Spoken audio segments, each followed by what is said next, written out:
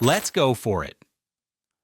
The Cannonball Run wasn't just a wild comedy about illegal racing. It was a real-life collision between chaos and charm, between stunts, and scandal between fame and danger. Cameras rolled across deserts and highways as real injuries, near-death moments, and lawsuits followed. What audiences saw as laughs and speed hid madness behind the lens. Today we reveal 20 weird facts about the Cannonball Run. Fact 1, the movie was based on a real illegal race. The Cannonball Run wasn't fiction. It came from an underground cross-country race that defied law and reason. Writer Brock Yates created it as protest against government speed limits. The race stretched from New York to California with no official route, only raw nerve. Yates actually ran it himself with his wife in a Dodge van disguised as an ambulance. Director Hal Needham joined him. They risked arrests to gather real stories. When the movie was greenlit, Needham kept everything authentic, even down to the chaos of night driving and law dodging. It wasn't inspired by rebellion. It was rebellion filmed with real-life speed demons who had done it. Fact 2, Burt Reynolds didn't want to do it. Burt Reynolds was Hollywood's biggest star in 1981, but he hated this script. He only joined because of his friendship with director Hal Needham, who had given him Smokey and the Bandit. Reynolds even called the Cannonball Run a paycheck movie during interviews. Yet he was paid a massive $5 million, making him the highest-paid actor in the world at that time. He admitted later that it was fun, but hollow a movie made to hang out with friends and crash cars safely. Not art, just adrenaline. Ironically, that self-awareness made it iconic. Fact 3, Jackie Chan's Hollywood debut was almost cut. Jackie Chan made his first American film appearance here, yet his scenes were nearly removed for fear audiences wouldn't understand him. Chan played a high-tech driver using gadgets and martial arts, a sharp contrast to the slapstick style of the rest of the cast. The studio thought he was too foreign, but Hal Needham fought to keep him in and even renamed his character simply Jackie. The gamble paid off. The movie introduced Chan to Western audiences who were stunned by his physical stunts and comic timing. He would later say this small role changed his destiny, leading to his global success in the 90s. Fact 4, the stunts were real and dangerous. The Cannonball Run didn't fake speed. The cars hit real roads and real highways with stunt drivers pushing 150 miles per hour. Hal Needham was a stuntman first, a director second. He believed in doing everything for real. No CGI, no green screens, just engines and asphalt. During one desert chase sequence, a stunt driver lost control, flipping a Lamborghini Countach off the road.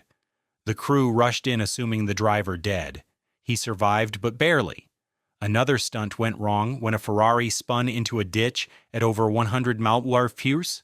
Production halted for 2 days while insurance scrambled. What looked like comedy hit a near-death ballet. Fact 5. The Lamborghini Countach became a legend. The black Lamborghini Countach LP400S in the opening sequence became one of cinema's most iconic cars. But it wasn't a studio prop. It belonged to a real participant of the Cannonball race named Donna Mae Mims. The car's insane sound came from recording its real V12 engine revving through Nevada highways. The Countach was so fast that during filming, the police couldn't catch it even when they tried. Decades later, this very car was inducted into the Library of Congress for cultural preservation. It wasn't just a movie car, it was the soul of the film, the machine that made America dream of breaking every speed limit. Fact 6. Dean Martin was drunk in most of his scenes. Dean Martin wasn't just playing a drunk priest, he was one. His father Guido Sarducci character was supposed to be comic relief, but Martin often arrived on set genuinely tipsy. Director Hal Needham let him improvise entire lines, knowing Martin's natural charm worked best unscripted. Crew members later said Martin barely remembered filming some scenes, yet his chemistry with Sammy Davis Jr. turned chaos into gold. Off camera, Martin's drinking frustrated Burt Reynolds, who felt professionalism slipping. Still, the scenes worked perfectly. It wasn't method acting, it was a legendary crooner slurring through Hollywood's most chaotic road movie and somehow making it funnier. Fact 7. Roger Moore played himself as a joke. Roger Moore's role might be the strangest in the movie. He literally played a parody of himself. A man who believes he's Roger Moore, the actor famous for playing James Bond. This metagag was Moore's idea. Between takes, he even mocked his own Bond persona, bragging about charm and women, but the irony didn't stop there. Moore used an actual Aston Martin DBS, the same model seen in Bond films, though repainted for legal reasons. The production nearly got sued by Eon Productions for copying 007 trademarks. Instead of hiding it, they leaned into it, making the movie's self-awareness part of its cult appeal. Moore later called it the most fun he'd ever had outside Bond. Fact 8. Farrah Fawcett took the role to escape her image. Farrah Fawcett was trying to reinvent herself after leaving Charlie's Angels and suffering a career dip. She accepted the Cannonball run because it promised freedom, fun, and a new kind of sex appeal. But filming wasn't glamorous. She did many of her own driving scenes, including one where her car skidded dangerously close to a cliff. Fawcett's character also sparked controversy because of how she was written as both feminist and damsel. Critics accused the film of exploiting her, yet her scenes with Reynolds created genuine charm and helped her reclaim her box office relevance. Behind the wheel, she wasn't America's angel anymore. She was fire on 4 wheels. Fact 9. The production was a moving circus. Unlike studio films, the Cannonball Run shot across multiple states without strict permits. The crew traveled like real racers, moving from city to city, setting up makeshift sets at gas stations and motels. Local authorities were often confused, thinking an actual illegal race was happening. One scene in Georgia was interrupted by real police who nearly arrested the stunt team. Hal Needham bribed them with film cameos. Cast members described it as a rolling party where schedules collapsed daily. Needham himself called it the most expensive road trip in history. It wasn't production, it was controlled anarchy powered by gasoline and beer. Fact 10. It was critically hated, but audience loved it. When the movie premiered, critics tore it apart. The New York Times called it brainless. Roger Ebert gave it half a star. Yet audiences didn't care. The film became one of 1981's biggest hits, grossing over $70 million worldwide. People wanted fun after a decade of heavy dramas. The reviews didn't matter, the laughs did. And before we move to Fact 11, go ahead and like and subscribe because these behind-the-scenes disasters only get wilder from here. The Cannonball Run didn't impress critics, but it conquered pop culture, proving that joy sometimes outruns art. Fact 11, the ambulance was real and nearly killed someone. The Dodge Tradesman ambulance driven by Burt Reynolds and Dom DeLuise wasn't just a prop, it was the same vehicle used by writer Brock Yates in the real Cannonball race. During filming, the crew modified it for stunts, adding nitrous lines and camera mounts. In one take, the brakes failed during a downhill sequence, sending the ambulance into a ditch at full speed. Dom DeLuise injured his shoulder, and the cameraman barely escaped.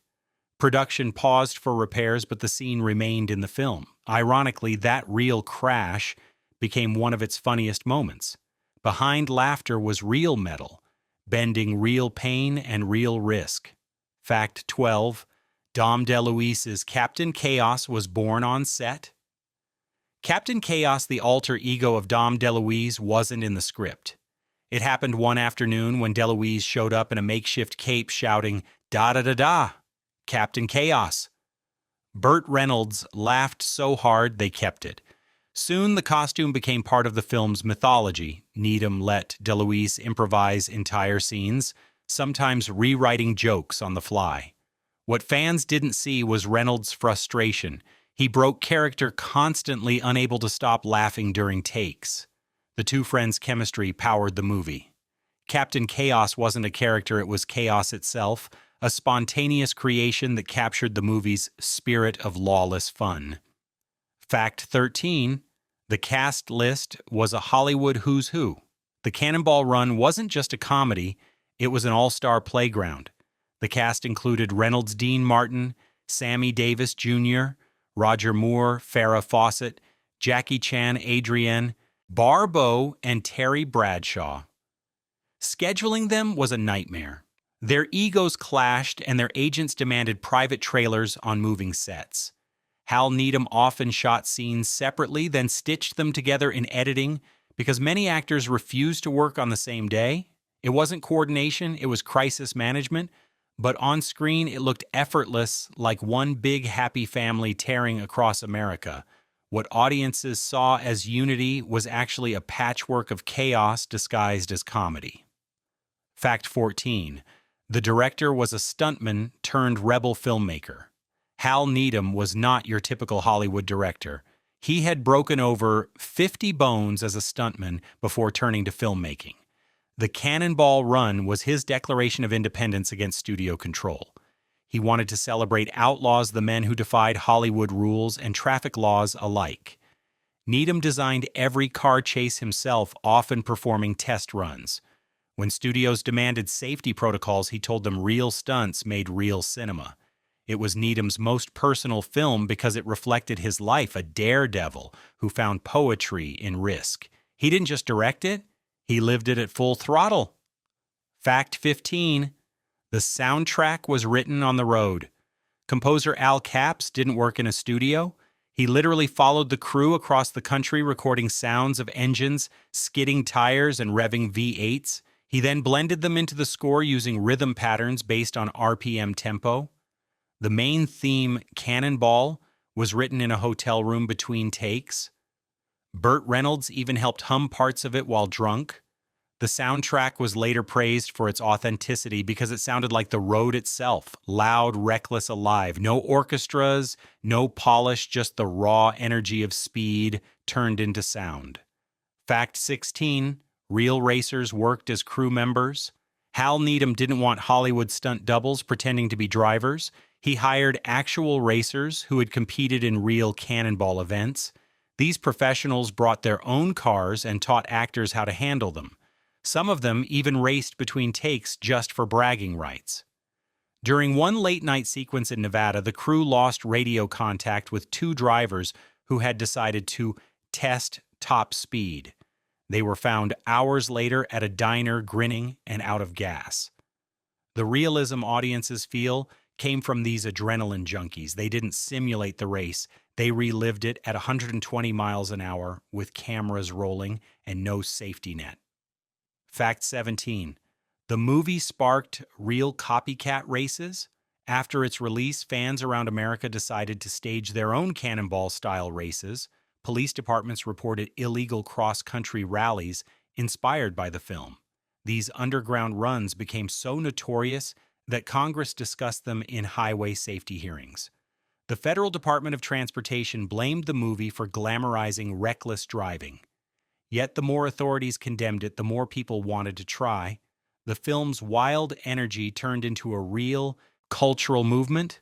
It wasn't just entertainment. It was ignition for a rebellion on wheels, proving how fiction can fuel reality faster than any car on screen. Fact 18. A real romance began on set. Amid the chaos, love found its way. Burt Reynolds and Farrah Fawcett began dating during production, though both tried to keep it quiet. Their chemistry was obvious, and paparazzi caught them leaving set together many nights. Their relationship added warmth to their scenes, but tension behind them. Reynolds' on-off partner at the time reportedly visited the set, causing arguments. Crew members joked that there was more drama off the highway than on it. When the movie wrapped, their romance fizzled. Yet those fleeting months added genuine affection to their on-screen connection, something audiences could feel without ever knowing why. Fact 19.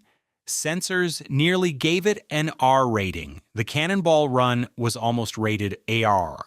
The original cut included more risque dialogue and revealing scenes with Adrienne Barbeau and Tara Buckman as the female racers.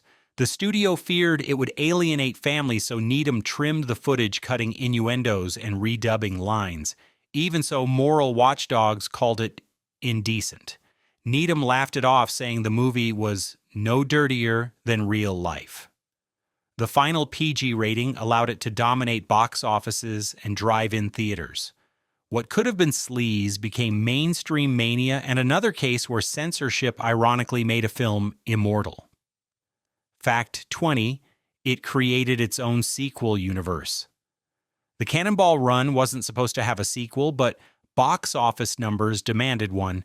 Within 2 years, Needham and Reynolds returned for Cannonball Run Nu Sectu and later the spin-off Speed Zone. By then, the stunts were bigger, but the spirit faded. Still, the franchise influenced future car comedies, from the Gumball Rally to Fast and Furious. The DNA of modern racing films traces back to this outlaw experiment. It began as a joke, but ended up defining a genre where danger laughs and gasoline collide. The movie was banned in Finland. Here's the kicker. The Cannonball Run was outright banned in Finland upon release. Authorities declared it a threat to road safety, claiming it encouraged citizens to race illegally on public highways. For years, it was unavailable there except through underground VHS copies traded among collectors. The ban wasn't lifted until the late 1990s, when it finally aired on national TV and became a cult hit. Few films have been both condemned and celebrated for the same reason: pure speed. The Cannonball Run wasn't just a car comedy, it was a wild celebration of risk, friendship, and defiance that tore across real asphalt and into legend. It mocked order and worshipped motion, and it turned broken rules into cinematic laughter. Decades later, its engines still echo through movie history, reminding us that sometimes chaos makes the best roadmap. Hit like share your favorite moment, and remember the finish. Line is never the point, the ride is.